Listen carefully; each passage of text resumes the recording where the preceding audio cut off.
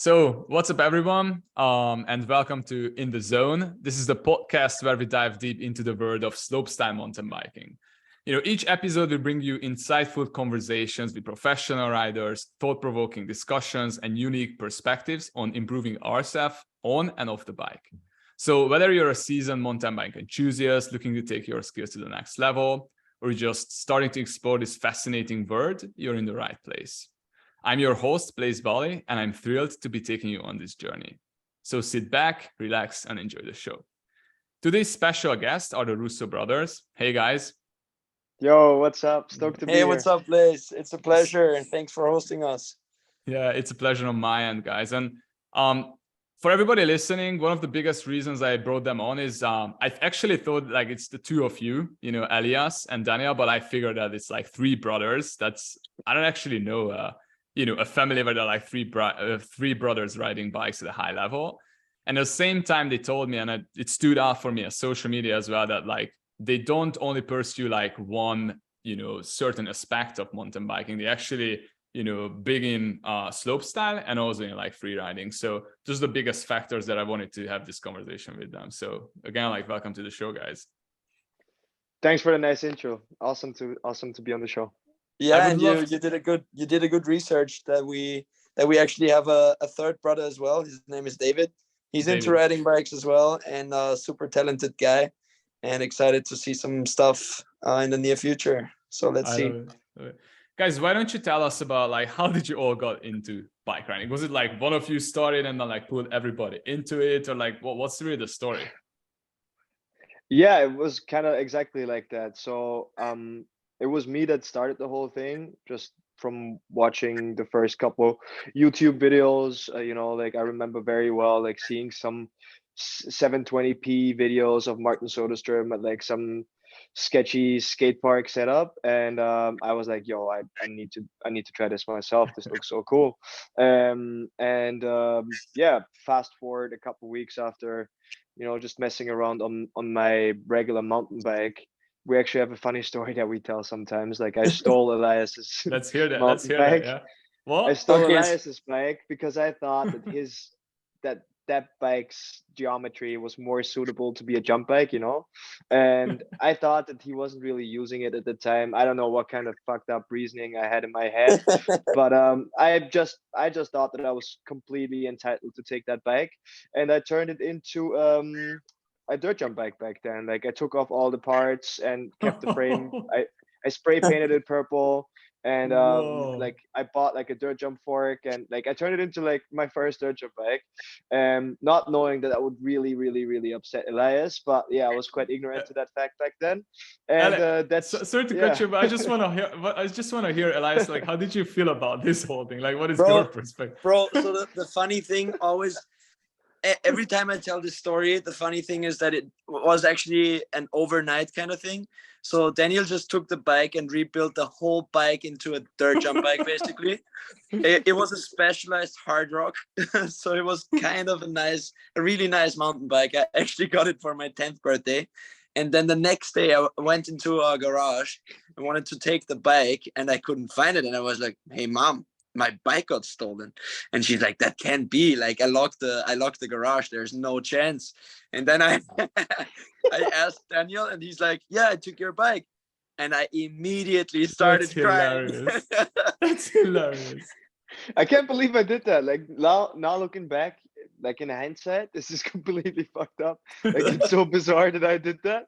But it was worth something because yeah, since I had that bike, I got into dirt jumping, and because for sure. Yeah, because of the fact that I got into dirt jumping, we are where we are right now. And yeah, started off on that bike, did my first couple 180s and 360s and whatnot, and not too long after that, like I think I was riding for like a year or 2 years, and then I brought Elias along to the local four cross track that we had in our area.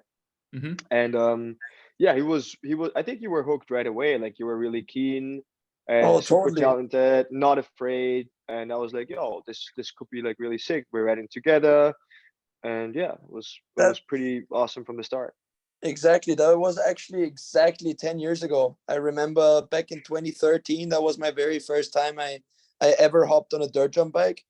And yeah, it's cool that it's my 10th anniversary now riding bikes, and I'm super grateful to have this life and live this lifestyle together with my brother, traveling the world basically, and going to all the events that I grew up watching. So it's basically a dream come true for us.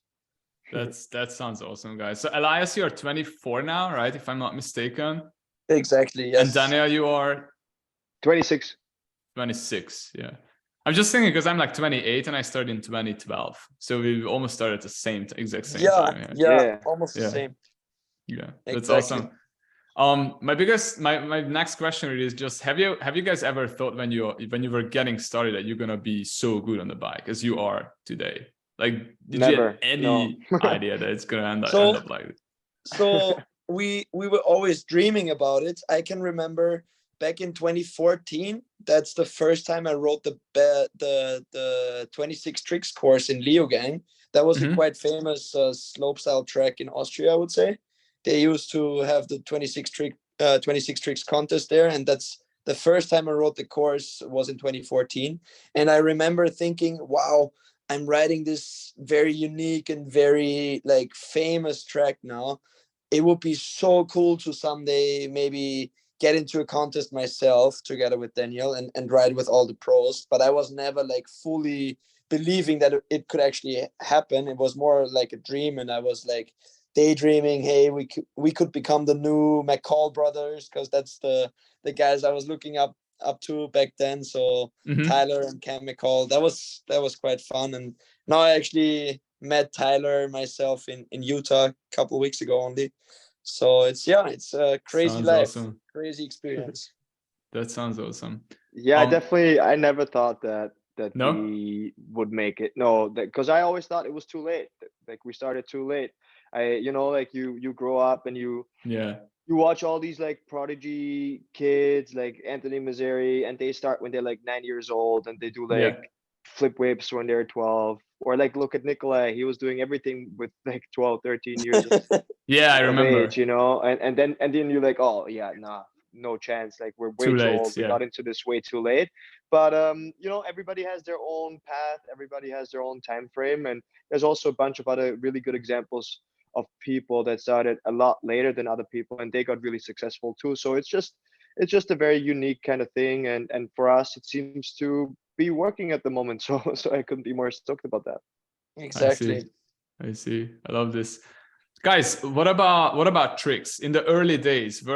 Did you felt like tricks are coming kind of easy for you guys when you like seen something on YouTube or whatever and you try them, or did you felt like you're like a little bit on the cursed side and you have to work a lot for tricks? Dude, I love I think that's cool because we have two complete different approaches. Yeah, you can answer separately. Like whoever wants can start, and then Danny, you go first. Okay. Well, for me, it was always I think it was always a little bit easier for me to learn tricks, and then you were always just like more focused on like overall bike skill and like kind of the way it should be done. Like you always had the patience. You didn't get like stressed about tricks. But I think I picked up tricks quite easily, especially in the beginning, like flips and spins and stuff like that. It didn't take me too long, and then I was always really like into like learning new tricks and like always trying to like learn combos and stuff. Like I learned flips and instantly I wanted to do flip combos. But yeah, I think that was kind of it. But then you take over now maybe, and you explain your approach, because it was kind of like the other way around.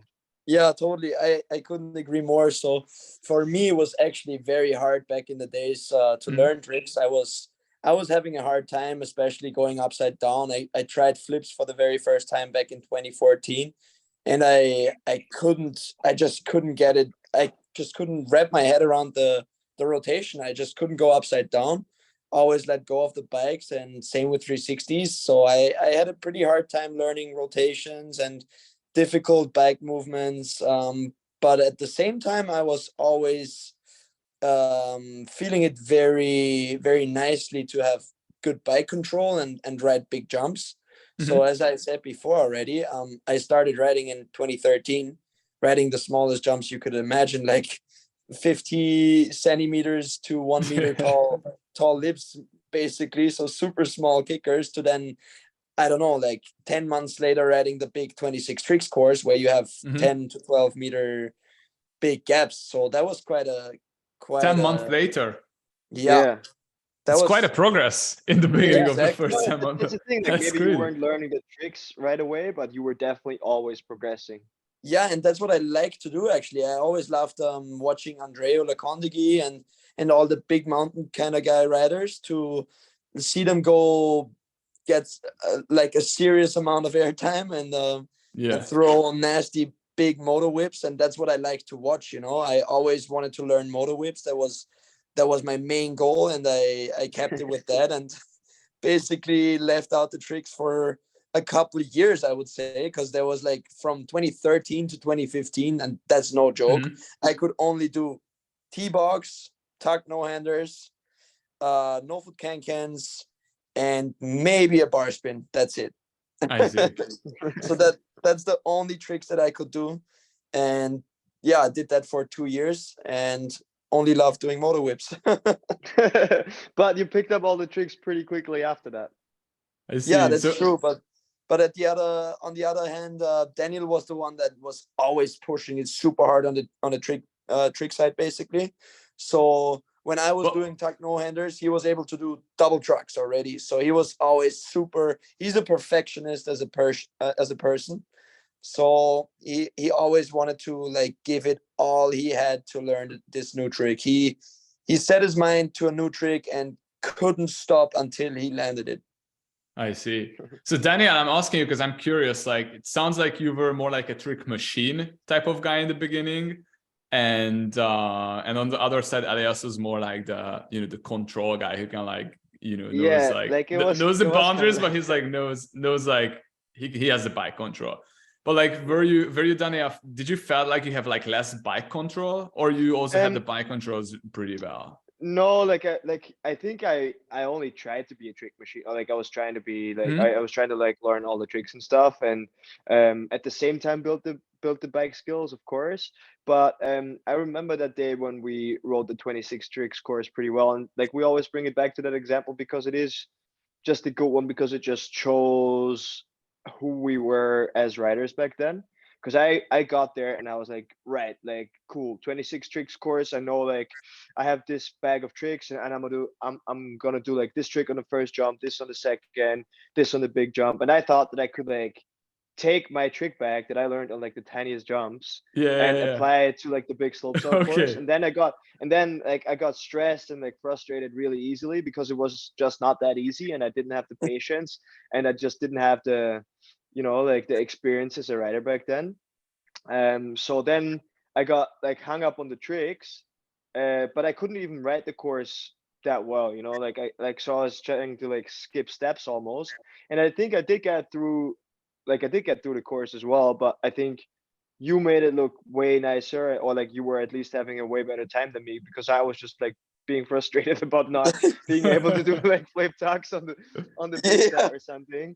So Daniel basically tried to trick every single jump back on the course and then couldn't do it, and was totally annoyed and pissed off about that fact. And I was just cruising and laughing all the time and having the time of my life. Yeah, I think I got maybe like 2 or 3 full runs, and then otherwise, like other than that, I was just like crashing on some trick mid course, and you had like probably 15 laps through the course. For sure.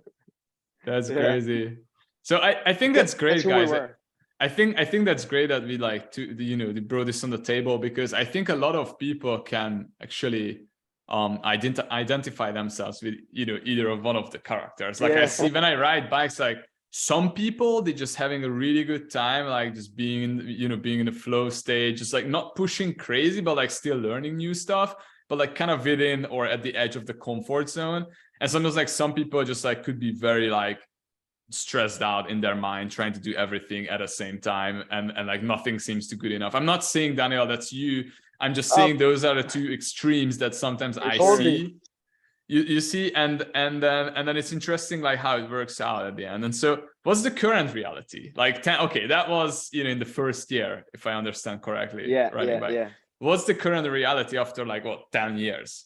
Yeah, I think we both got better a little bit at at whatever we were not so good at in the past. But I think that those tendencies, they still come out here and there. But definitely, I mean, if you want to be a successful bike rider, then you need to have kind of both. Like you need like a good bag of tricks, and you need Mhm. to the skill set to make it through any set of jumps, and like be a confident bike rider just overall. And what you like need to do that is ride different bikes, ride different trails, ride as much different stuff as you can, and just like become like a very diverse and well-rounded rider, which we're like constantly working at. But I would say that sometimes, especially in stressful situations, those tendencies, they can still come through a little bit. I see.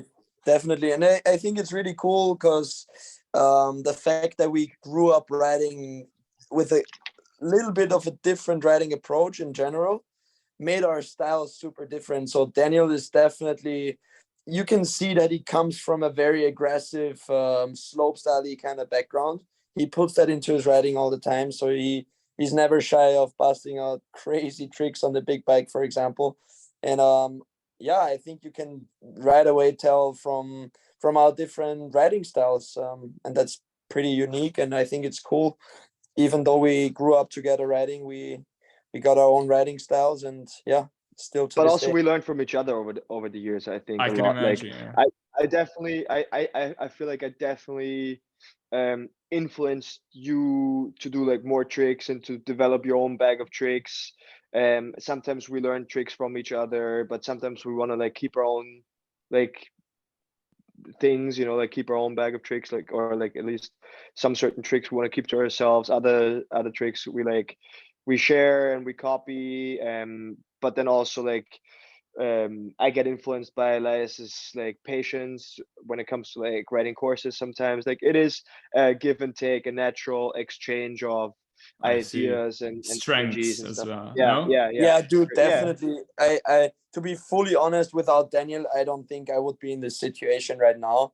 Um, I decided to go this direction because of him in the very first place, to start riding bikes, and then later, back in 2019, I would say, if it wasn't for Daniel pushing as hard as he could back then, I don't know if I would have been able to live this life and pursue this career. So yeah, that's a big shout out to you. Cheers.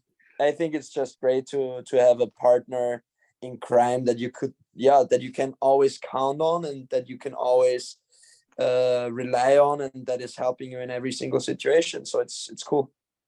I agree. That's good to hear, because like biking, I believe, is a community sport at the end of the day. So it's like, I don't know, maybe some people can do very well alone, but like most of the times, and what I experience from, you know, from my perspective as well, I do much better if I have other people cheering me Oh, up as for well. sure. Like I For would just sure. do I totally more. agree. I totally agree. And I think it's just so cool. Um, for us, it's just I got a person in Daniel that I can always rely on in multiple factors. So he understands the situation that I'm in right now, depending on the situation, because he's a bike rider himself. So he always gets the point and understands if I'm being moody because I fucked up a trick or a contest or whatever it is. But it's hard to explain people from the outside that are not riding bikes sometimes. Hmm. So it's cool that you have a person that can relate to 100% and feels the same way sometimes. I see. Because I have an interesting question slash hypothesis, and I think you already kind of answered it, or just like told me what's up, but I just want to hear from you. So basically what I believe is that, you know, not in just bike riding, but like generally in life, there are certain things that are hardwired in our brain. Like that's how our brain works. And so to a certain level, we can change those things, being if you are not a trick machine in the first, start of your career. It doesn't mean you could never do insane tricks, but it could mean that maybe you cannot compete with someone who's like pulling tricks like one after another in the first day of like jumping on a bike, because that's how his brain is wired. And so same thing. If you are, have a tendency to stress out a lot on the tricks, and you are hard with yourself, and then you can really beat yourself up if something doesn't work, then you can learn, self-empathy and like just slowing down a little bit and just like setting more realistic goals and all that kind of important stuff.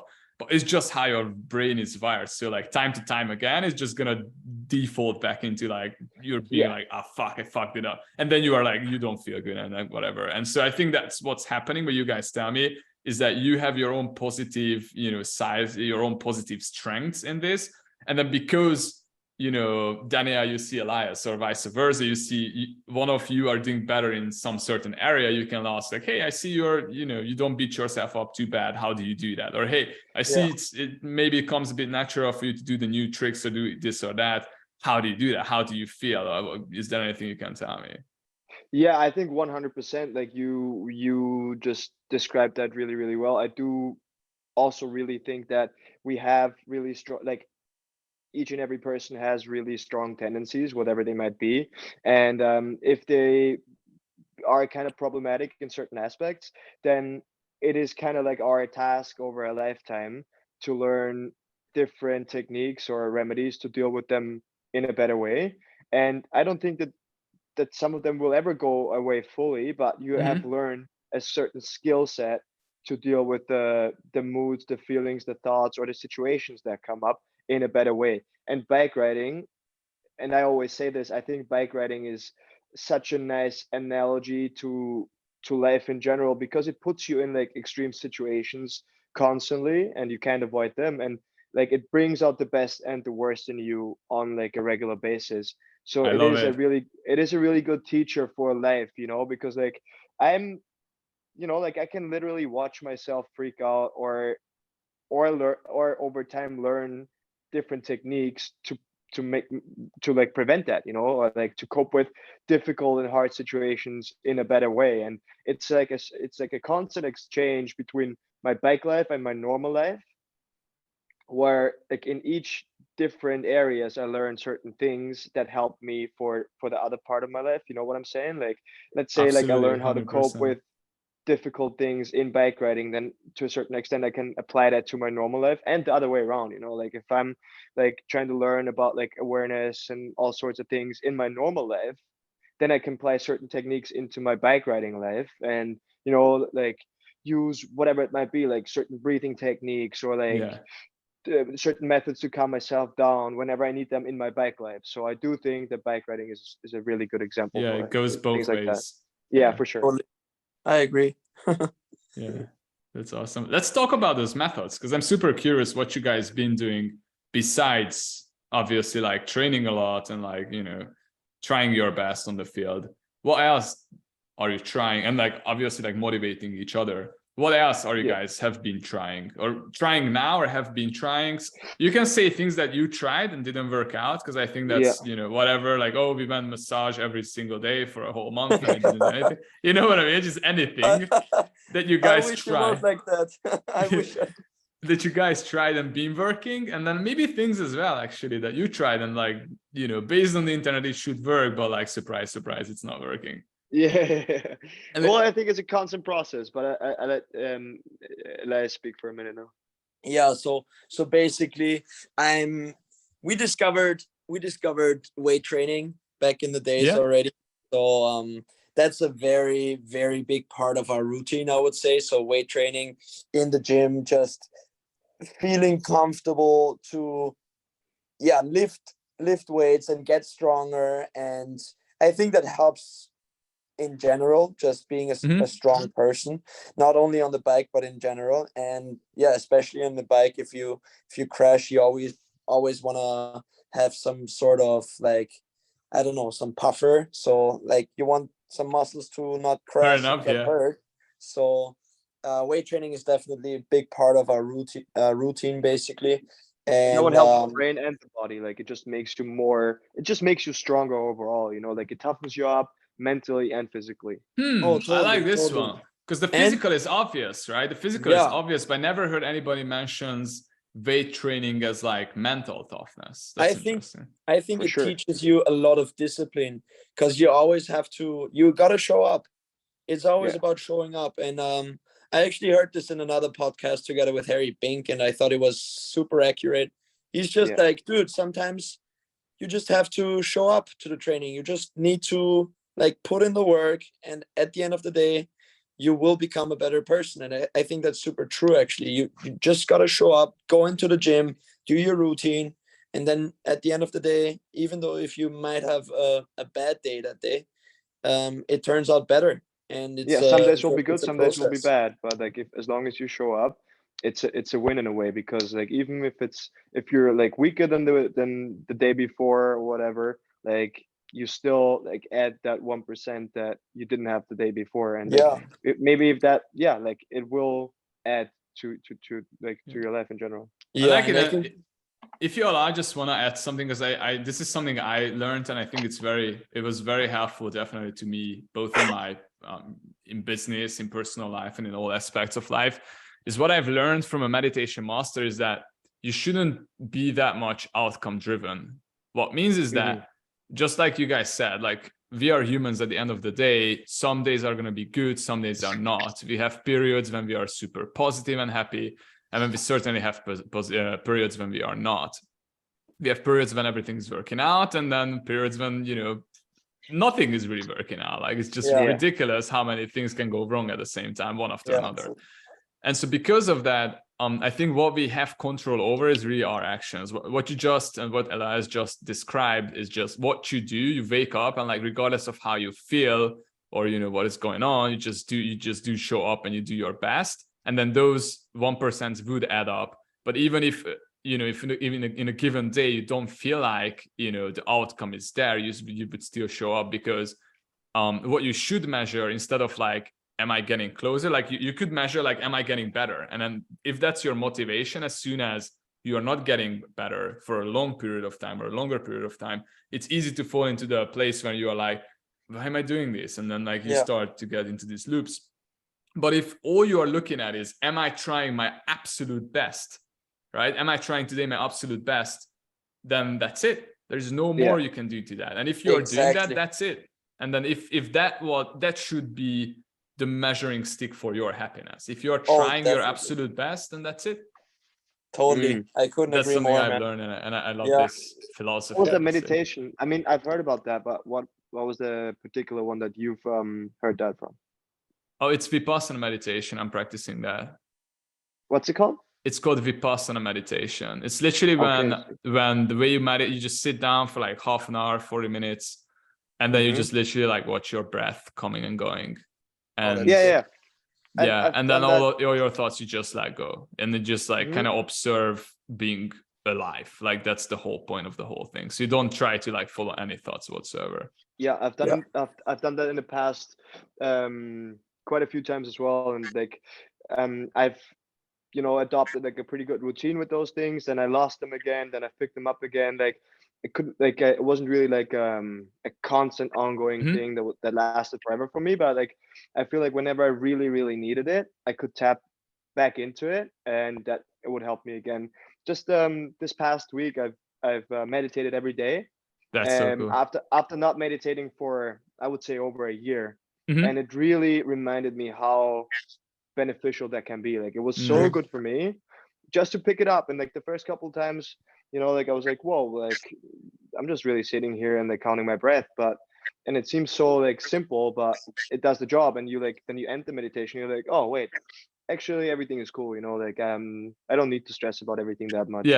Yeah, dude, sometimes in life, and that's the cool thing about it, sometimes in life it's the simplest things that can teach you so much. Because for example, I got into like cold exposure. I tried that too. I love that. Wim Hof. You see a couple of Wim Hof videos, and I'm like, let's go, guys. Yeah, exactly. I mean, I don't want to like, I'm not a pro or anything, but I do my cold exposure. Like I get into the cold shower every single day, basically, and it teaches you so much, because it's just stress for the body and stress for your whole system. And if you're willing to like let go of your thoughts being, I can't hop into this cold shower because I'm gonna be stressed and it's gonna be so cold, then you're just limiting yourself. And if you just go ahead and make sure you do the right breathing, then that helps you in so many situations. You can adapt it to so many situations. And that's what I learned from this cold exposure. And that's a very cool thing. Another thing is I love it, guys. Yeah, another thing is that I learned from I think it was from listening to the Matt McDuff show, another MTV Yeah. legendary podcast that I I know. love. I know. I don't know where he said it, but it was about being present in hard situations. And I, for some reason, and I never even told this one before, like no one I've met before, I told this to, like, anytime. So he was like, just be present in the very situation, and it's going to be better. And for some reason I just picked it up and applied it to very stressful situations. So sometimes I find myself up on the roll in trying a new I trick, or like it. trying like a crazy thing, and I'm like, okay, Elias, just be present, you got this, you know what to do, make sure you're in the moment, and usually it turns out good. So It Yeah. even helps. though you can sometimes fuck it up, you can't even blame it on yourself then, not being in the present moment, because you did everything that you had in power. And You yeah, tried your I think best. that's, Well, what we yeah, were talking exactly, about. Yeah. Yeah. exactly. And I think Exactly. that's a cool learning, and yeah, that And works. like I just I know this is probably not any, like, not really news for people that have done this for a long time, but for me something just clicked in my brain, because when you get into the cold water, that is like a stressful situation in itself, just like for a condensed period of time. But if you really, like, dive into that experience, if you fully let go of everything and you, like, are fully aware in that cold water experience, then you can't really think of anything else, so you are just like fully in that moment. So then you are fully present, you are fully aware, and you just, like, yeah, you give in to everything, and then that's when the cold water becomes not that cold anymore, and it becomes bearable, it becomes okay. Exactly. Exactly what Before I that wanted to you just, say. yeah, yeah. Exactly what I wanted to say. I think it's such a beautiful thing. If I may add, because I had the same experience with cold water. Like, until a point, it's like it's painful. Like, you can feel Yeah. in your brain that you are coming up with, like, I'm sorry for the word, but shitty excuses to get out. You're just like, Yeah. it's enough. Like, I should, like, all these like stupid ideas that you shouldn't be Yeah. doing this for whatever reason. And then at one point something clicks, and then you are like, you know what? I don't care anymore. And then you just kind of like give up. Like, you just say, you know what? I don't care. I suffer, but I just don't care anymore. And then like 10 seconds later, something magical happens, and then you can just be there. You're like, Oh, Yeah. totally. yo, how long do you want me to stay here, dude? Like, I can. And then that's how you feel, literally. Like, I had it once in I think Slovakia. I was hiking with my friends, and we got into a 5 or 4 Celsius cold water. Wow. And I Wow. told them I'll stay here for 5 minutes, and they were like, no way, dude, that's like way too much. And then they videotaped me, because we were like shooting a vlog or whatever, and they started recording. In the first half minute, they were asking me, how you doing, I was not answering. I was closed eyes in my mind, couldn't even hear them. All I could be is like, don't listen to yourself, don't listen to Yeah. yourself, because I was trying to convince myself not to do it. Yes. And just like with anything else, I think with tricks or with approaching a girl you love, or anything like that. And then the longer I was there, the more I understood that, hey, it's not that bad, actually. And then from there, I think I went on, like, I said 5 minutes, and I was there for like 8 minutes. I was just like Yo. chilling Oh, at that's the end. I was like insane. talking. I was like, bro, how much longer? Come in. Like, it's easy. Dude. It's hot. It's hot. Dude, I And love then, that. and then at one point at the end, I remember that's when I got out, because I got like a mild hypothermia. Because when you lose so much heat, I start to see the colors more vivid. And I was Yeah. like super relaxed. Like, it was like I just took some drug or something. I was like Yeah. super relaxed. And Psychedelic this was like, trip. okay, I have to get out, because I did my research before. Like, once you get to a stage, you gotta get out, because you're like Yeah. lowering your Yeah. body No, for temperature. sure. Yeah. But it's an amazing feeling. Yeah, Yeah, I bet. You were in the full-on flow state right there. exactly. Yo, That's sick. that is sick. Yeah. And with I like that. meditation, like, have both of you tried meditation, or is just you? No, I tried it as Yeah. well, like breathing techniques and meditation techniques, but I feel like I totally get the point and I love the idea about it, but I personally think that I don't need it. Maybe I'm wrong. Maybe I'm just close-minded, but I feel like I don't need it because I got meditation in other ways in my life. So I love to play the drums, for example. I'm a big music guy as well. besides riding bikes, that's my second passion, I would say. And I get lost in a moment playing the drums so hard that I don't need meditation sometimes. So I can fully like let go of all the thoughts in my head that are sometimes bothering me and I'm thinking of too much by just sitting down on the kit and just hammering those drums, and it's the best feeling ever. That's your way of meditation. Exactly. And I even find myself fully get lost in the situation. I sometimes when I play the drums, like 1.5 hours, sometimes Daniel gets into the room or my little bro or whatever and says, "Hey bro, it's been 1.5 hours now, please stop, it's so loud." And I'm like fully like with closed eyes in pure shock that someone's there, because I was gone, you know. And that's my kind of flow state and my type of meditation. So I feel like that's good for me, and I don't need the other meditation part, but I fully get the reason why people do that, and I totally respect it in any way. I think you have some really natural ways to stop the noise in your brain. Like you're really good at like sounds just, like his brain is wired really, this way. Yeah, he's really good at noticing like that there is some noise going on in his head, and then like actively deciding what he needs to do now to make that stop. Whereas other people, and I include myself in that category. I'm also in that category, like, what you're just like describing. Yeah, it's just a bit like sometimes I get lost in being lost, you know, and I'm like I need something to like pull myself back on track, and then I'm looking for all kinds of different methods and stuff. So for me, meditation is good in the way that yeah, this is something like a tool that I can use for when I need it, and it pulls me back together. And Elias has like a more, not that meditation is not natural, but he has like a very natural way of handling that kind of stuff. I like it. I was just thinking if it's good or not good if we are talk so much about meditation, if it's a mountain bike podcast, but then I realized something interesting, because in the skateboard we're actually talking about meditation with some guys as well, because I think it has a lot to do with bike riding more than we might realize. And so because of that, I just want to address this topic, because a lot of people, maybe someone listening, trying out meditation. And Daniel, you also said you bring out meditation when you feel like you need it. And I think that one of the biggest lessons I've learned personally from meditation, and this is something I'm doing consistently for the last 3 years. So it's like nonstop. I think the most I didn't do was a week in the last 3 years. And one thing I realized is in the beginning, I did meditation because I wanted to get away from whatever was it was too much noise. And anxiety and all that kind of stuff. For me, it was coming from the fact that I was trying to build a business online, and I didn't want to do a 9-to-5 job, and I just wanted to take a different path, but I didn't know how to do it. And so because I started meditation, and I started it, and then a week later I stopped it because I was like, okay, I'm wasting half an hour every day. Let's just freaking like, I don't know, watch the YouTube videos, learn how to build an online business. What am I doing here? And so it kept going like that. I was like starting, stopping.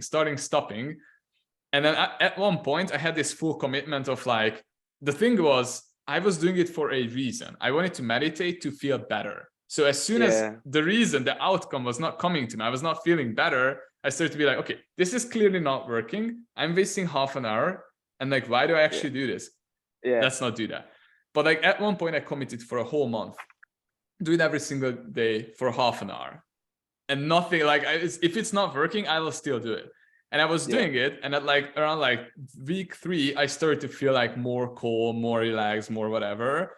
But I wanted to be like, from the meditation, I thought I have more clarity and all that kind of like hypothetical things I had in my mind. But those were not coming, but I just kept doing them. And then that's what I've learned, is that meditation is not goal oriented in the way that it's not there to save you or help you. It is just a tool. It's a brain activity without using your brain. So what it really does, and I'm talking about Vipassana meditation that we just described in the beginning, is that you just sit there, and then it's a training. It's like going to the gym. You train your mind that whenever there is something, it doesn't react. Yeah, exactly. You would teach your mind that you are to be non-reactive, and that's all it does. And so that's why it's beautiful, because once you have that, it will also help you outside of meditation, if you do it consistently every day, it would help you to deal with less stress, because you just don't have to deal with so many thoughts or so many negative thoughts sometimes, especially in times of hardship. And it also helps you to organize what you want to do. It's like someone explained in the way that it's more like a directional thing, where the more you do, the more clarity you have over what you want to do in life. And it might sound a little bit brutal, but I actually experienced this. Like, we all have this big life changes. Like, is this girl the right for me? Or I actually want to continue mountain biking? Or do you want to switch from BMX to skateboard or mountain bike from this or that? Or I actually want to be pro? Or you are injured for half a year, whatever, you broke, I don't know, your spine or something, you broke something, and then it takes so long to get back. And you have these thoughts, and then you don't know which direction you want to take. And then if you want to find the truth, and maybe the truth is not something you want to be, but if you actually want to see the reality, that's where it helps the most. Yeah, totally. And that's why I do it consistent. And that's the only reason I stick no matter what. I think it's just one, exactly like you said, like just doing meditation won't like make you like lose all your problems in life or anything like that. It is just, for me, it's like one tool in the toolbox, but like to like really make a change in your life, you need to like tackle it from all kinds of different sides, and like you need to be more aware in so many different areas, like whether that be during the meditation or just in regular life things in general, or like cutting out stress in certain like, or like generally, and then applying the meditation as well, and like looking after yourself. Like, it is like a wholesome process that like that involves many different things, and I think meditation can be one of them. And when you like tick in a bunch of those boxes, then meditation can be really beneficial as well. And I think it would be, to most people, I'm not saying that will help everybody, but it can be like a really good addition to a really to an all-round good routine in your life. Yeah, definitely. Guys, simple question, only answer with a yes or no. Are you guys sometimes afraid of things you do? Like, do you feel scared? Yes. No. Wow, that's interesting. So one yes, one no. Let me go a bit deeper into it, because it's hard to answer that question. I would love to hear, with yes or no. But I do, of course, everybody gets scared of something in life. But overall, I would say I'm not scared of life. If people ask me, are you scared jumping? Are you scared that you won't earn enough money to live a crazy life? Or are you scared to even die? I'm like, bro, I'm sorry, but no, I'm not scared, because I'm in the present moment. I live this life right now. I jump this jump right now, and I enjoy it right now. So I'm not scared. I'm in general not a scared person.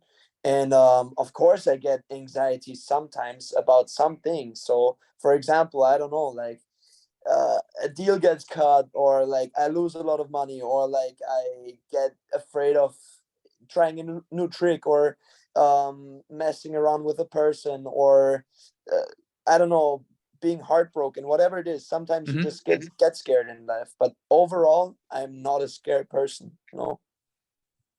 Wow. I love it. I love your perspective on this one. Yeah, it's like he's done, and that's why I always say that it's crazy how you guys, how much different you are, actually. Yeah, the answer is really good. And like I can totally relate to whatever he just said, but it would not be honest for me to say that that I could answer in the same way. But that's why I always say, when people ask me, like, Elias is one of the mentally strongest people that I know and that I've ever met, because it's like he's already learned all the things that I'm trying to learn, all the awareness kind of stuff. It's like he already learned that in the past life, whatever. Like he just knows all that shit without having to learn it. Yeah, because he said he's not, because he's so present, right? And it's a pattern throughout this whole interview. We are talking about many, like in the beginning, you mentioned, Daniel, you were doing a lot of tricks. He was doing more like going for the bike control things. Maybe that's one of the reasons he was more present. He just like wanted to feel his bike more before putting down. Could be because of that, how his brain is wired. And then now we were talking about meditation, and he said he doesn't feel like he really has the need not like, you know, oh, it's like I feel the need for it. And sometimes, Or as you said, you but also, but sometimes, play, sorry to interrupt, sometimes I feel like maybe I'm just more stupid. Maybe I'm just more like simple type of wired, you know. Sometimes I feel like, hey, I totally get why people feel in that type of way or have these certain emotions, but I don't, because maybe I'm simpler. Like my wires aren't that, like, I don't No, know. you just don't get affected that much. but that's what we are talking about. It's like, it's not like someone is like stupid or not, or smarter or whatever. It's just how your brain is working. It's different. Right. Like, Just you different.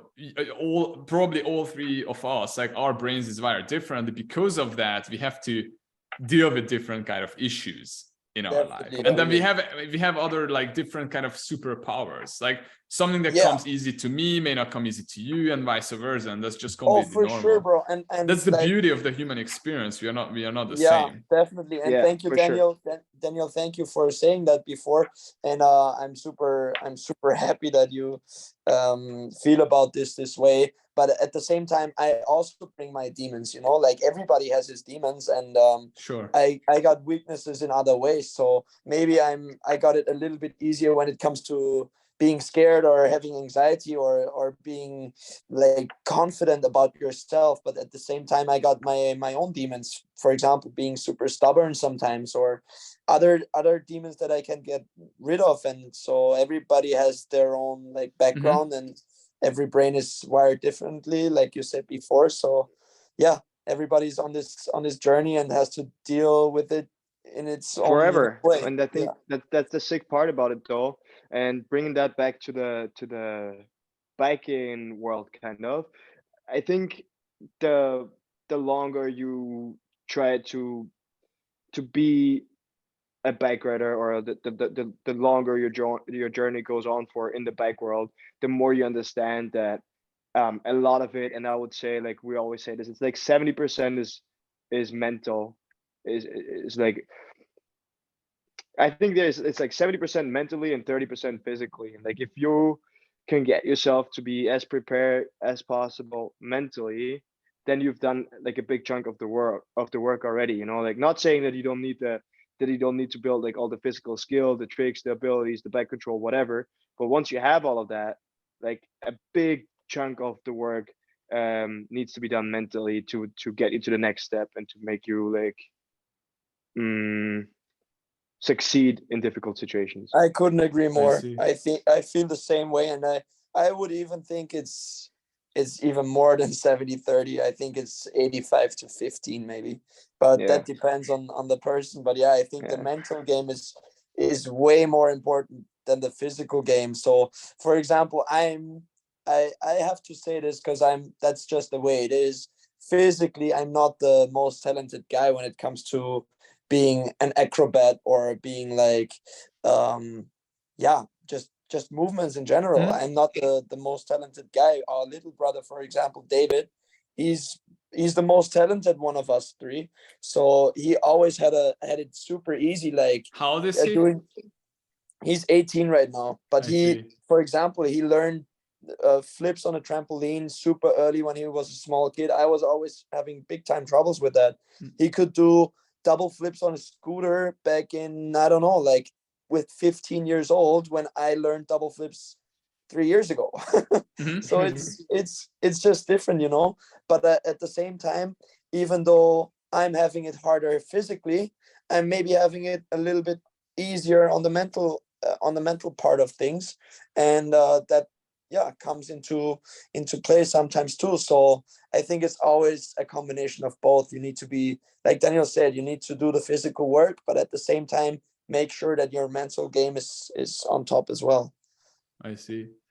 Do you guys do anything else besides this mental training? Like, well, like, I guess let's talk about like training. Like, how do you guys train? Do you have any like schedule or regime how you train? And what else you do besides gym? Like, is there anything else? You mean in terms of cross training, like if we do any No, other anything. Like, sports? how do you? Because it's a freestyle sport. Like, I assume you guys have no. Do you have coaches or anything? No, So I don't think there. no one tells you how many times to ride. No one tells you. No one gives you a hard stop saying, hey, you shouldn't be riding for 2 weeks because you seem burnt out or whatever. So how do you deal with those things? Like, what Not is your really. schedule? Not really. We don't have anyone like that. I sometimes I wish we would have Mhm. a person like that, but it's just not like that. So it's all kind of like in I'm our own asking hands. because we all know, like, I think probably people listening knows that, like, in other professional sports, like in high level sports, especially like in Olympics, that's like standard. Like you don't just Yeah. like go out and do something. You have a coach, Yeah. and then you have a sport psychologist. Someone is like, you can like talk to on a weekly basis to make sure you have like a standard mental hygiene. And then Yeah. also like someone who tells you when to stop. Like, it's kind of like, Yeah. because we don't, it's hard for us to stop sometimes, because like we don't, Yeah. it's like, am I just being like lazy now? I'm not trying my Yeah. best, whatever. But like sometimes I think, and you could agree, like sometimes you actually have to stop for a few weeks and just like not think about this whole thing and then like get back on the bike later. Or maybe you're Totally. just gonna disagree, I don't know. No, for sure. I couldn't agree with you more. And I think there's pros and cons to both. Like I think it can be like mega beneficial, and there'll be a reason why all these Olympic people do that and have all these people in place, because like yeah, it just takes a lot of work off of their hands. Um that would be like a huge pro. On the other side, like a con would maybe be that they don't get as you know independent in life in general, because like Mm-hmm. in our sport we have to tackle everything ourselves, and we have to like learn these lessons and I like do like the it. research, and like like put together like a training routine, like try to do research about all the like mental things that we talked about just now, the physical side of things, everything. So that makes us a bit more independent in our general life as well. Like we're not just reduced to being an athlete that does whatever they're told. We become a well-rounded person through our sport. So in a way, biking is our coach for life. And sometimes I we love could it. probably like use a coach for biking, but we just have to be our own coach. And sometimes I'm Elias's coach and he's my coach, and we coach each other.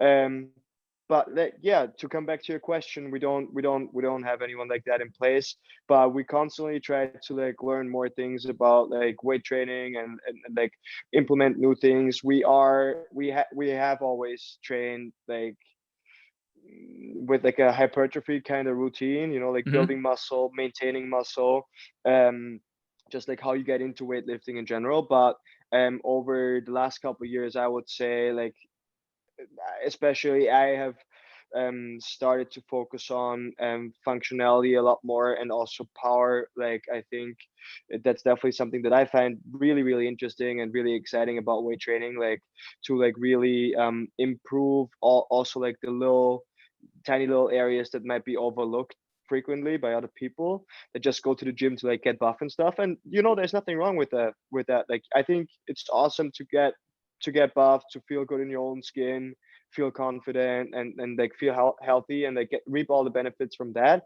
But like if you then sprinkle in some functionality training and some more power focused training, then you become like a machine. And like that's what we kind of want to be, what we want to be, like by like doing like box jump routines or like jumping routines, power focused Mm-hmm. exercises. And Yeah, you how often max it you out guys more. do that? Like, do you have anything like, okay, I ride 3 times a week, 4 times a week, and we do, I don't know, strength training twice? Or do you have anything like this you try So follow? it depends very much on us being at home or not. So for example, in the Sure, off fair enough, season, yeah. we kind of have a big routine. I would say we go into the gym, I would say 3 to 5 times a week. So if we're home, we just try our very best to stay healthy, stay fit, as Daniel already said.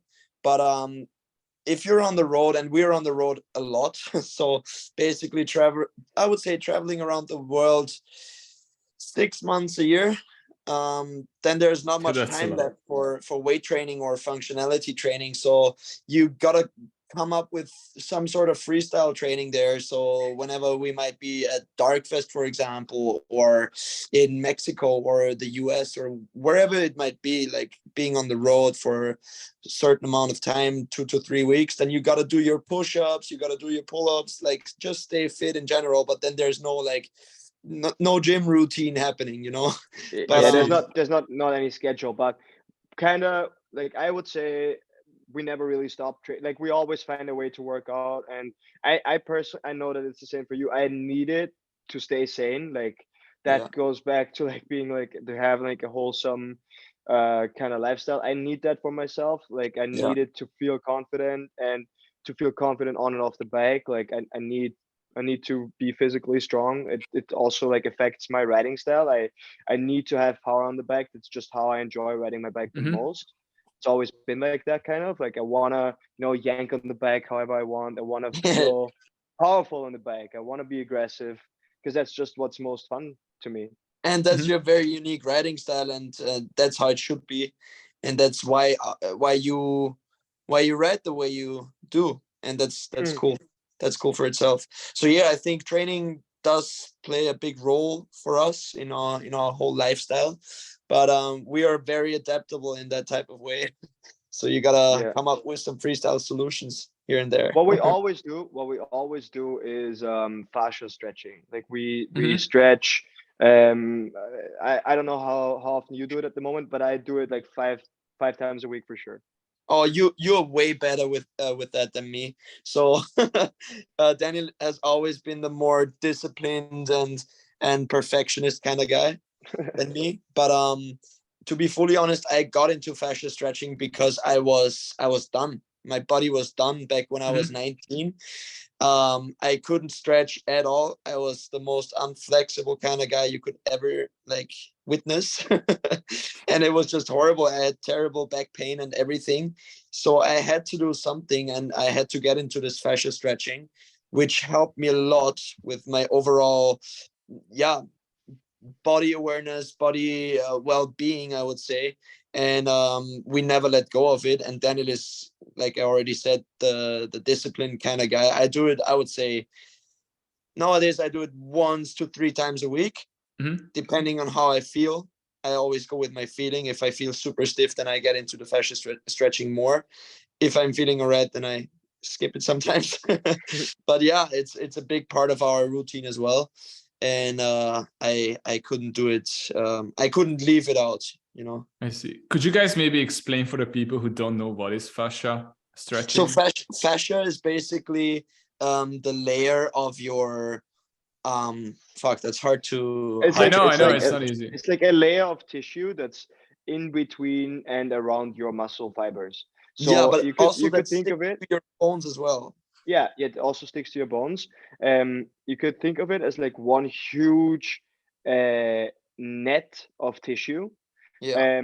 And like it's actually crazy flexible. Like if you took like the amount of fascia from a human body, like how big is it? Like Mhm. it goes like for kilometers. It's fucking huge. It's huge. I don't know the exact amount, but it's I huge. don't, yeah, I forgot the numbers too, but like if you like spread that out on like one string, it goes on for kilometers and kilometers.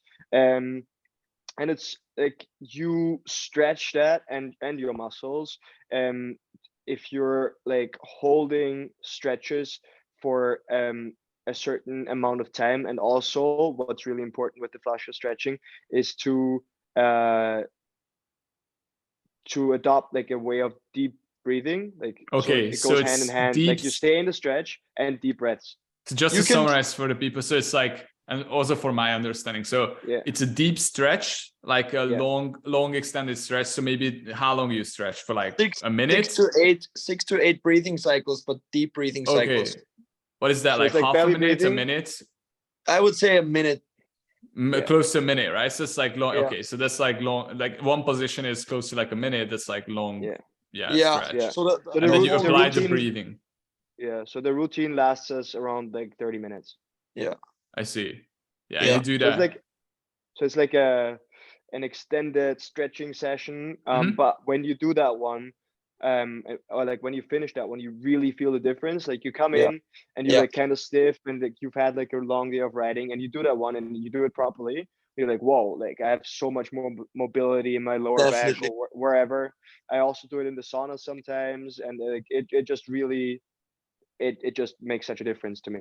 Oh, totally, totally. And I actually got this one link that I could maybe add into the show Yep. notes. Yeah, if you send it to me, That's I'll put it in for sure Yeah, for the maybe people. some people are interested in that. I looked that up. I got that from my stretching personal trainer, I would say. So that's exactly the routine that we are doing. Like that's exactly the one that we do all the time. I can add this into the show notes. But yeah, it helps immediately. You can feel your body being looser immediately, and it's just the best, you know. But it's very similar to yoga. It's very comparable to yoga, and yeah, I just can recommend it to anybody. I like it. I was just doing like long stretches. I didn't know it's called fascia stretching, but interesting because I did exactly the same. I was just stretching for like a minute in one position, only going for the positions that I feel really tense, and then I just breathe into it. So the big difference between regular muscle stretching and fascia stretching is that you hold very specific positions. So okay, you gotta, like, I don't know how it works, but you gotta I'll check stretch, it out for sure too. yeah, you gotta stretch your legs in a very specific way, complemented with your arms basically. So it's always complex body positions that you hold for a certain amount of time. But yeah, like I said, we just add it into the show notes and then people can look it up. Yeah, that's perfect. Why don't we talk about good and bad days? Because I think not a lot of people are talking about this. Everybody's like, you know, portrays this image that they are having a lot of fun on their bike, and then like this is the best thing ever, and then, you know, this is the best life ever. And I'm not sure what you guys are gonna say, but me personally, I don't always have a ton of fun on my bike. Like, sure, I love riding bikes, but I have those days when nothing really working out for me, and I'm just pissed, I'm just angry, and I just feel like I'm wasting my time. So do you guys sometimes feel that too, or how's it for you guys, like good or bad days? Oh, for sure. Like we all have good and bad days. Like and some good days are overwhelmingly good, and some bad days are overwhelmingly bad. Like, and then it just goes back to how Said you beautifully, yeah. how you deal with that again. You know, like I've had days in the past where like absolutely nothing worked out. You know, like I just didn't like I just fell off on the bike. I've multiple times over the years I felt like I've lost tricks and I've freaked out and I go home and I'm completely broken. Then like I do like whatever kind of things, and like I need to like really pick myself up, but sometimes that makes me then come back and be and care a little bit less, and then that leads to me being really good on the bike again. So it's like it's like a cycle. yeah, it's a Oh, constant totally. cycle. And I see. I've had days again where like I don't even think, and everything that I try works so well, and like it feels like you could like probably use the word flow state kind of, and it's usually when you just don't really care, like you just Did you then have you the just book here? yeah. I just Flow realized state. like that's Flow flow in sports, sport. yeah. Yeah. I love that. That's sick. Yeah, I That's couldn't agree And like more actually. you can't taste that feeling, but it is the best feeling when you can do whatever you want on the bike and you tap into like some kind of flow state. It feels so good, and that's I think what we're yeah, you can't chase it, but if we could, we will chase it. Yeah, sometimes you can actually chase it, but yeah, I couldn't agree more. I do also have days where I feel like complete shit and feel like fuck riding bikes has the worst thing ever. And then there's like the biggest highs you can possibly imagine. So I always tell people riding bikes is like the biggest roller coaster that you can imagine. You get the highest highs and the lowest lows. Being injured in a very bad way can suck big time, but then at the other hand, it's not comparable to, I don't know, riding the crazy events like Darkfest and landing your tricks that you set your mind to, and it's just overwhelmingly good. So yeah, both feelings are very familiar. And I also have days where I just know I need to take breaks. So breaks are very, very important for me, because sometimes I feel like if I do too much of riding bikes, I get burned out. I need the variety in my life. Then I need to do more music or whatever it is. Just set my mind and my focus on something differently, and then it's getting better again. But sometimes I take breaks for I would say 2 to 3 weeks. Sometimes not riding bikes at all, to get my fire inside burning again, like super.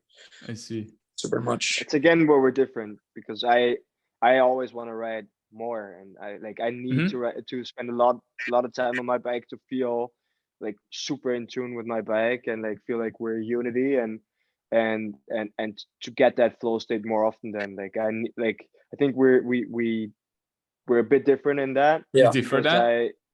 I need more time, and then you almost need like some time off, and then you come back and you're like really like on the same wavelength with your bike again, and like super Totally. in touch. Totally. Wow. But like to like touch back on that what we just said a minute ago, I just wanted to add to that like I don't think it's just about like it's just bike riding that does that to people. I think it's just like any sport that you do like at a high level, or really anything in life that pushes you to extremes, because it's just like a different amplitude. Like the wave has different amplitudes, like Yeah. you just ride at right, you like doing life at like a higher frequency, and that means that you have super like intense highs, but also intense lows. And Yes. some other people that don't really have that in their lives, they might overall be like more calm, more mellow, but like their wave is just like Less more, swings. Yeah,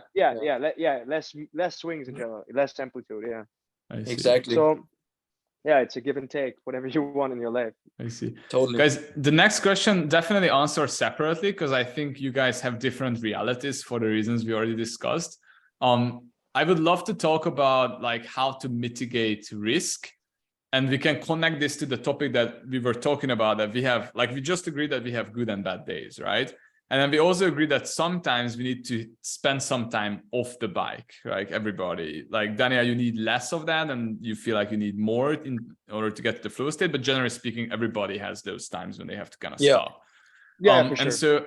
so the first part is really just like on a day-to-day basis, because it's not that we rode too much and we need to take a week off or something like that, but we have bad days anyways, right? Yeah, Like it's just completely. one of those days in the week that like nothing seems to work out.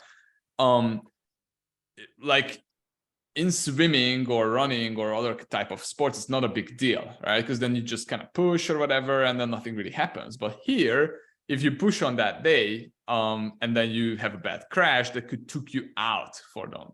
And so this is something I personally have problems with, and that's one of the biggest reasons I want to ask, is how do you mitigate this risk? Like, how do you identify, or how do you catch when it's not the best day? And what do you do then? Do you sometimes try to push? Because I had times when I was trying to push and it became better. Like I was like, this is not my day. And then I did something and something clicked and it was working. Sometimes I had a bad day and then I was pushing and then I just crashed and I was just like out for a week. So what, like, how do you guys deal with this? I love That's an interesting this question. topic. I Yeah, love me this too. topic. Because I can relate to it that because here there are well, serious actually. consequences if you you know what I mean? Definitely, man. I think the key word for that topic might be awareness.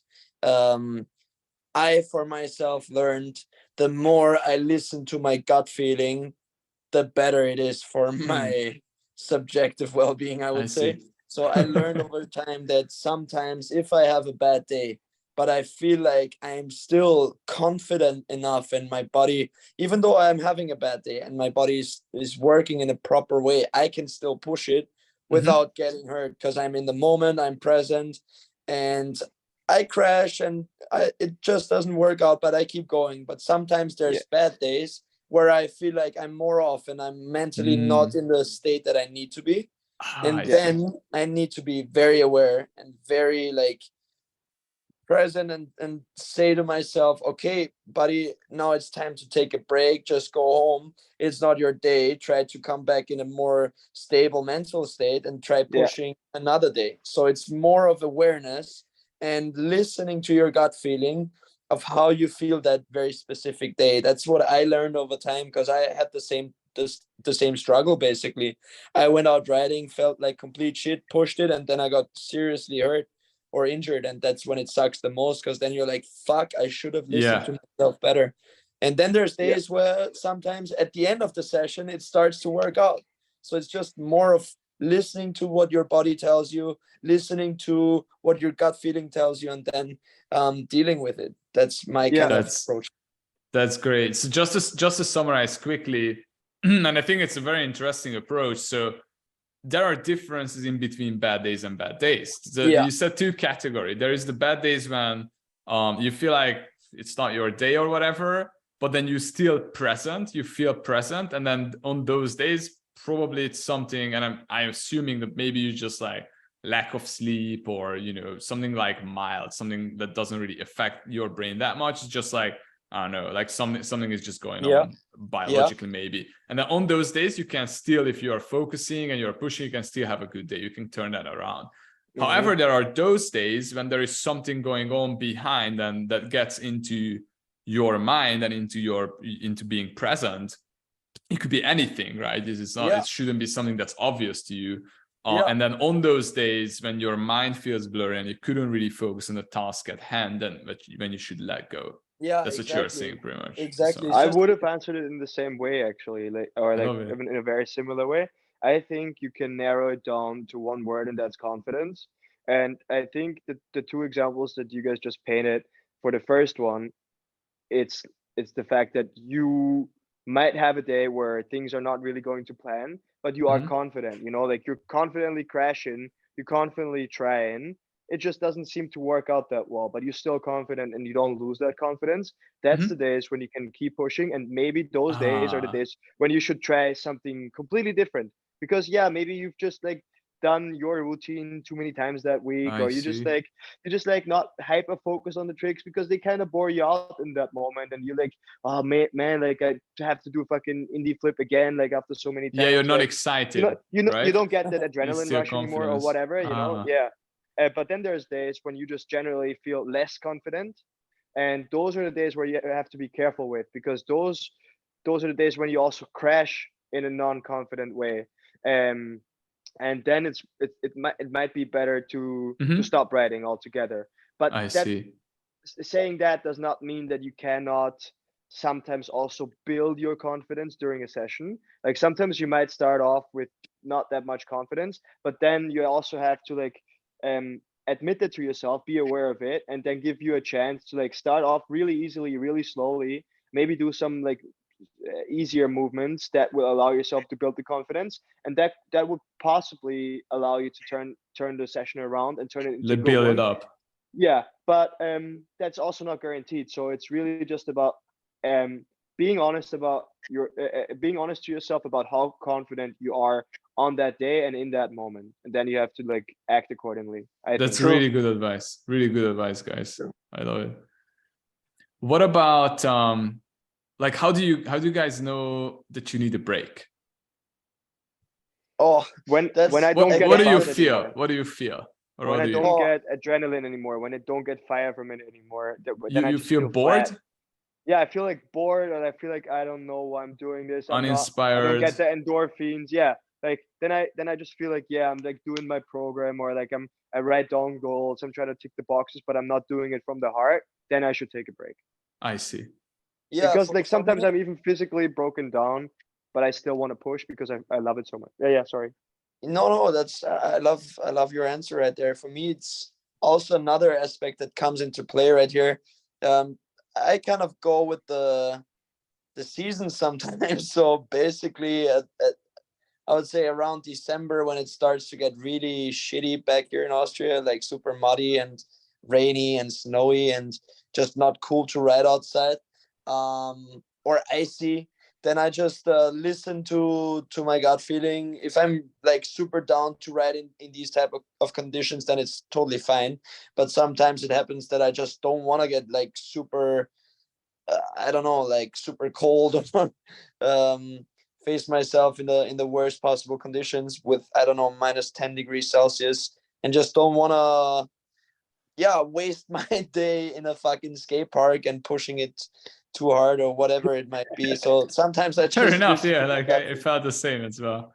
That's also where we clash sometimes then, because I get all like giddy and itchy at home because I need that next session to like feel myself, and then I'm like, yo, let's go, right? Like the span mini ramp at our local spot, like, and it's fucking cold, but I'm like, yo, we can make it work. We can, use the flame torch and like make it rideable. And then Elias like, yo, dude, that's so pointless. Like, let's just wait another 2 weeks and we're there, and then we'll have the best sessions. And I'm like, bro, I'm freaking out.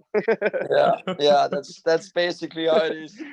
That's how we get into arguments sometimes. Yeah, because then I feel like I could do like a chilled enduro lap in the local woods, and that's fine to me. Just hop on the bike and do some chilled Mhm. laps. And Daniel is like the perfectionist that he is, and wants to like keep up the grind and put in all the work, and then I need have my her. fix sometimes as well. Like it's like a drug. I need my fix sometimes, Yeah, especially in true. the winter. It's hard It's for me to get. it sounds like you both have a tremendous amount of self-awareness and you know what's good for you. It's just Yeah. because you act as a team, you kind of want to drag the other into like whatever it is. You know what I mean? Like maybe one of Yeah. you should just go do it and the other one should rest. But it's just like because that's the best for you. To me, it sounds like. But Yeah, dude, but then that's how you learn to compromise. but Yeah, dude, you're it's true. super good. Just like off topic right here, but you're super good with analyzing shit, bro. I'm impressed. Like Oh, for cheers. not Maybe knowing that's my us. superpower, it seems like. Yeah, dude, I'm very impressed because we're like honestly we're speaking for the very first time here together, the three of us, and you're analyzing us like a fucking psychologist or yeah, whatever. Yeah, no, super good. Psychiatrist. I guess that Thanks for makes you a saying really that. good podcast host. Yeah, no, it's I awesome. appreciate And it. you also like you wouldn't be able to analyze us so well if you were not as self-reflective as you are Mm, as well. I True. see. Like because clearly like everything we talked about and like the impression that we get from you is that you've done your work as well. Like you've gone through things and you've had to do a lot of reflecting on your side too, from what True. it Yeah, seems like. that's true. That's the way it is, and I really appreciate you guys saying that. I really it feels No, you feels can really tell nice. right away. That's awesome, You guys. I found your want to be. cool. I definitely want to be respectful with your time. I'm loving this podcast. So if you guys have more time, I don't know if you're busy or not. If you have more time, we can still touch a couple topics. But if not, we can wrap it up over here as well. It's up to you.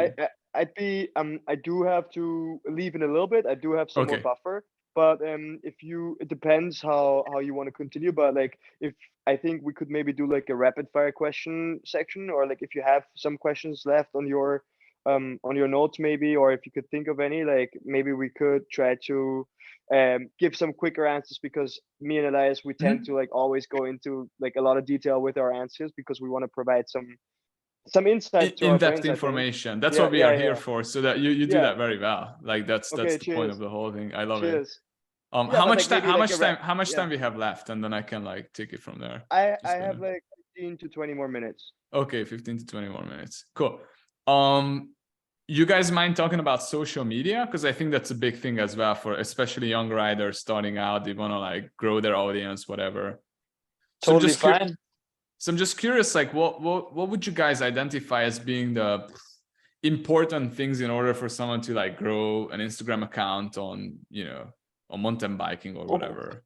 Bro, that's a very difficult one. I know, it keeps changing all the time. I feel like it changes all the time. Yeah. That's what I was about to say. It's very, very hard these days because I remember back like 5 years ago there was algorithms way more predictable, I would say. Nowadays the whole Instagram and TikTok and YouTube game is way harder to predict. Sometimes you upload stuff that you're super stoked on where you tried like a new trick and it's like a banger one and you feel like, bro, I'm so hyped on this must go like viral, and then it gets crickets, like I don't know, like 200 clicks or whatever it might be. And then you upload the most random type of shit and it just explodes. It goes through the roof, and it's like that. Like it just happened to me recently. To be fully honest, it happened to me super recently. Yeah, you gotta tell that story. Yeah, just 4 weeks ago, I posted this random ass clip from riding Royal Hills. That was in France back in September, where I was riding just this shark fin and then did a super flip on the next jump. And it was nothing special. It just looked cool from that perspective. But I was just uploading it because it was the last content that I had left. So, I was not expecting anything. And for some reason, it just blew up like crazy. It went so much viral that like I gained 200,000 followers within 2 weeks. What? And I felt like, what the fuck is going on? I can't even tell this to my sponsors, to my friends, because they will think I bought these followers, which I didn't do. But it's just so weird. It's because the whole- hilarious. yeah, it's fucked up, bro. Like the It whole was like algorithm is just fucked. it was like a chain reaction for you too, though, because that one reel then boosted another reel, and that pulled people in, and Yeah. it was just like a wheel that was like put in motion, and Yeah. it just didn't stop for you. Like was a it was snowball. crazy. Like, he has these like screen recordings where he refreshes his Instagram, and it's like 300 new followers within 10 seconds. He refreshes again, 400 new followers. That sounds like it was fucked. insanity. It was It's fucking fucked. crazy. It was like I've never seen anything like it. Dude, there was like even my sponsors were asking me, bro, did you buy followers? And I'm like, Yeah, "No, legit sorry, guys. question though. Like they've been I'm following gonna, you for yeah, a while. of course. And I totally I got the point, but I was like, no, guys, I'm gonna show you all the details, all the insights. But yeah, it's to wind things down, it's just super That unpredictable. sounds And wild. as one basic tip or strategy that I would still give people is to stay authentic, be authentic with the stuff that you upload, and comfortable with what you upload, and just stay true to yourself and just keep going. Like at some point, if you do nice content, people will start liking it. And yeah, just being consistent is my point, I would say. I see. So And do something that you would Yeah, like go to ahead. watch as well. I would add to that. Oh, Like I if see. you post something that you honestly like, if you detach yourself from that being yourself, if you would enjoy watching that, then the chances that other people will enjoy that are kind of higher, I think. So like I think you always say that to me, Les. Like you just have to like create something that is entertaining for kind of everybody. If that's people from the bike community, then that's cool. But it's even better if that's just entertaining for everybody and anybody on the internet. Yeah. I see. Yeah, to sum it up, like just be authentic, be confident about what you are posting. The algorithm is pretty weird or acting weirdly lately. And the biggest thing is probably that's something you don't mention, but you actually probably do, is that you are consistent with what you put out. Like you're just putting it, because like there is this saying, I love it. Luck comes to those who are, taking enough action to be in the position to be lucky. Yeah. If you put Totally. yourself in a position to receive luck, then the chances are much higher. Yeah. Oh, And then there's- the confidence is big one, because if Elias, you wouldn't post that because you're like, it's not my best clip, let's not do that, you would be like 200k shorter in terms of like followers. Exactly. So Exactly. You might as well just post it. yeah, because But if you're yeah, insecure about it, you wouldn't post it, obviously. yeah, true. And I and think care less. Nobody actually at the end of the day gives a fuck. Like they watch This is true. something, if they don't fully agree with it, they just scroll past and they forget about it the next day. So if you just take it a bit less seriously, and I really need to like apply it to how I look at social media, because sometimes I care too much.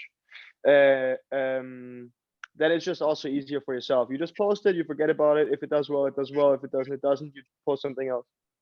yeah, definitely. But at the other hand, it's still a cool thing. It's like it's hard to explain, but it's a cool thing and a bad thing at the same time.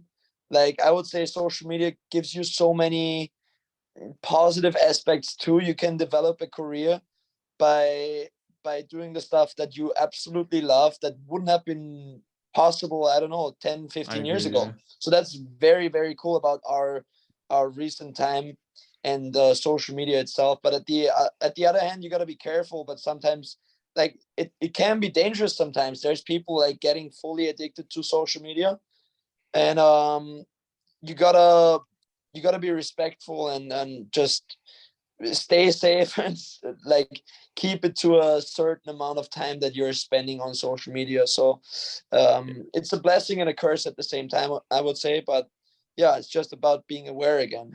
I see. Don't let it consume your life at the end Yeah, of the day. exactly. Like be consistent, post, do the things you like, be authentic, but don't Yeah, let it but consume don't get lost your entire life. in Yeah, the whole universe. Yeah. I see. Awesome, guys. Short answer. Like, what are you most excited about in the future? Is there anything that makes you guys excited about in the future? That's a cool question. So on a short term base, I would say I'm super excited to go back to South Africa again to ride Darkfest. because I got a big bill left open again down there. Like I fucked things up a little bit last year, and I want to get my revenge on the course. So I'm very, very much excited for riding Darkfest again. And on long-term base, I would say just enjoying this crazy journey that we're on so far and just living this life. I'm super thankful and grateful that I get to live this life, because it's just one hell of a ride, and I couldn't be more stoked to do it together with my bro. And yeah, that's what I'm most excited about, I would say. It's beautiful last words.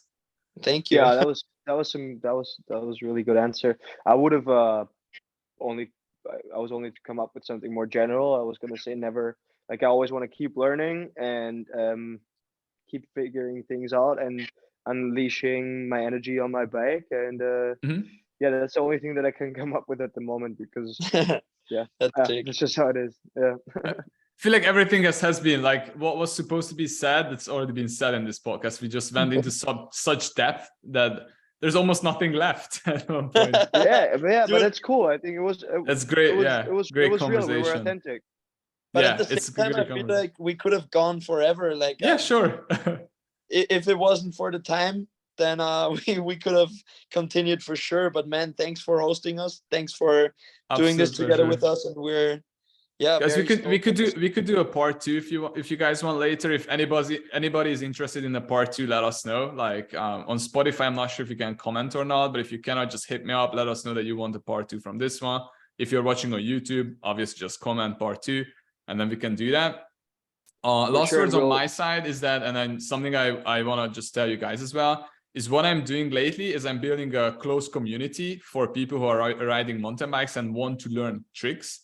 It's a Discord group, because what I found is when I videotape myself learning tricks, sometimes I can get into the process of like doing the same stuff again, like doing the same stuff wrong.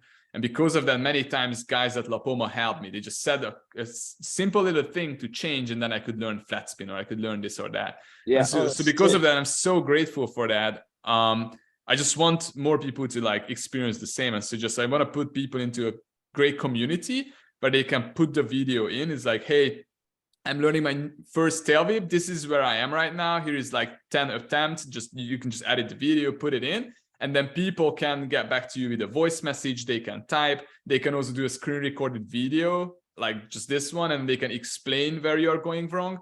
So this is something I'll put into the description. So anybody is listening, interested, if you guys want to be part of the community, even if you don't want to learn tricks, just like see what's up inside, just come in. I'll try to, as much time as I have, I will try to like expand this group with like other interesting topics, something that we, talked about here today, some of those things. Sick. But for now, it's just going to be mostly focusing on like learning new tricks. So if anybody's interested, like let us know. You guys also, welcome to join. Like I think it's going to be. Yeah, it's a sick idea. Well, I could definitely think of like doing like a bit of a session in that group, or like we do like a podcast V2 in combination with like answering some of the questions in the group, maybe something like that.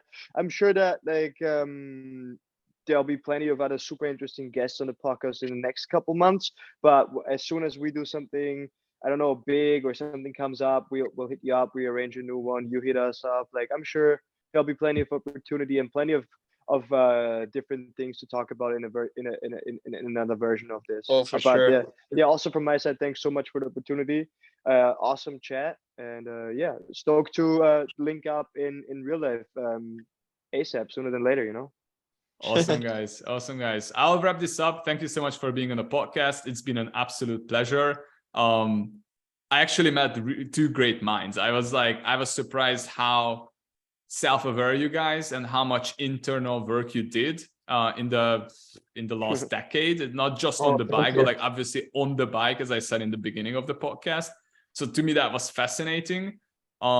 If you guys ever come to La Poma, Barcelona, or whatever, definitely hit me up. I would love to have a session with you guys. If I go to Austria, I'll definitely visit you. You're more than welcome, bro. More than welcome anytime. And also, let's keep in touch. I'll grow the community. I really hope that a lot of people will come into the podcast, bringing their, the biggest fans, the most active riders. and then we can just have a big, you know, community online as a big family, and then like do great things together, help each other and all that kind of stuff. Sounds awesome. So man. Sounds that would be awesome. the Keep biggest doing what you're purpose. doing, bro. Have a good one, guys. Keep up the grind. Cheers. Bye bye. Cheers. Ciao. Thanks so much, bro. Peace.